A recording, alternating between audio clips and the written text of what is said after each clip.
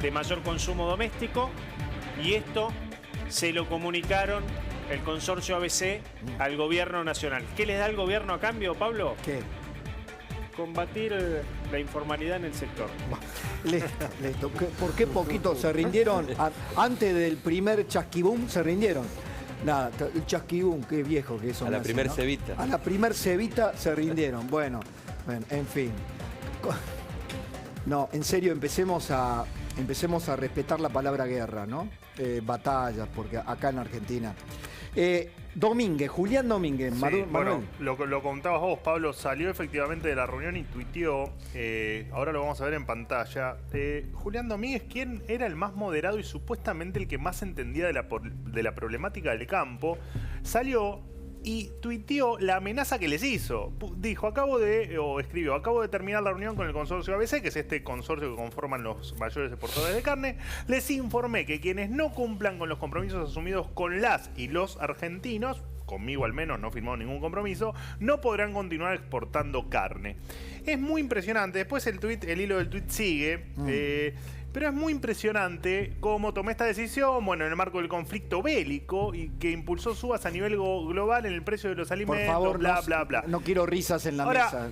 Digo, si este es el boludo. ministro que supuestamente era más cuerdo y más moderado, ¿qué nos espera? Me parece que la guerra de Alberto Fernández va a pasar por acá, por la amenaza, por el látigo, por la prohibición, por la regulación y por el control.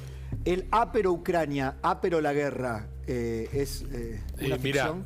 que quede claro, Pablo, no hay ninguna relación entre lo que pasa en Ucrania y la inflación en la Argentina. Lo que más aumentó en Argentina son las prendas de vestir, los restaurantes y la educación, y no creo que tenga algo que ver eso con Putin, ¿no? Y mucho menos. Permitime, cortémosla con este cuento de que la inflación es multicausal, que acá hay muchas cosas, que hay que negociar con la carne, que hay que negociar con la verdurita, con los tomates. A ver, te voy a explicar una cosa. Son 90.000 precios los que relevan el índice de precios, en 4.500 negocios. Lo único que tienen del común denominador esos 90.000 precios es que todos esos productos y servicios se cambian por moneda. Lo que falla es la moneda. La causa de la inflación es siempre monetaria. No tenemos moneda, por eso tenemos estos índices. Que a la luz de estos tweets, lo que dice Manuel, a la luz de esta política económica, te digo que este índice es precio, este índice es barato. Es un regalo este índice. El gobierno hace peor política económica que el índice de precios que tiene. Ayer lo hablábamos con López Murphy, esto recién empieza. Absolutamente, y que no se esté desatando algo peor. Porque yo estoy viendo huida del dinero como nunca, estoy viendo revoleo de listas como nunca. Hoy nadie está en ninguna expectativa positiva de lo que pueda surgir el viernes. Ahora, yo te hago esta pregunta práctica. Si Alberto Fernández allí a la Bartola, porque en el Ministerio de Economía se miraban todo y decían, ¿cuál es la guerra? ¿Cuál es el plan de batalla? No sabían. Vos anunciás esto, que el viernes, ¿qué hace la gente? ¿Qué hace la gente cuerda con su stock? ¿Qué hace el comerciante? ¿Qué hace? Dice, acá viene un control de precio, un congelamiento. ¿Qué hace? ¿Se previene o no se previene, Lacha? Mirá, en términos generales. Por supuesto, hoy revolearon listas por todos lados, es lo más razonable del mundo. Ahora, a mí me asusta mucho un gobierno hablando un viernes, ¿eh? Los viernes no se habla. Se habla, en la época nuestra... Yo me acuerdo, el viernes era feriado cambiario. Hablaban los viernes porque los sábados no había El banco. domingo pasado prohibieron las exportaciones de trigo, de los productos derivados de la soja. Y permitime una cosita, ¿qué puede surgir? Primero, la palabra guerra me molesta mucho en este contexto. Realmente es una falta de respeto de este hombre, una falta increíble. Sí.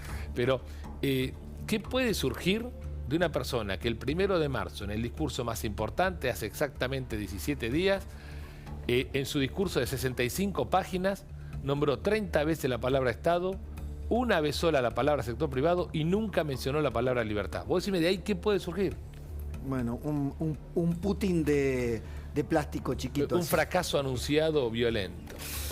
Las armas jurídicas que tienen para hacer esta guerra. Sí, en realidad, a ver, conforme a lo que está diciendo Manuel, Javi y Lacha, yo veo que el gobierno va a tomar como decisión, primero la ley de abastecimiento la va a aplicar porque se la apriete, es el arma más cerca que tiene el gobierno para apretar.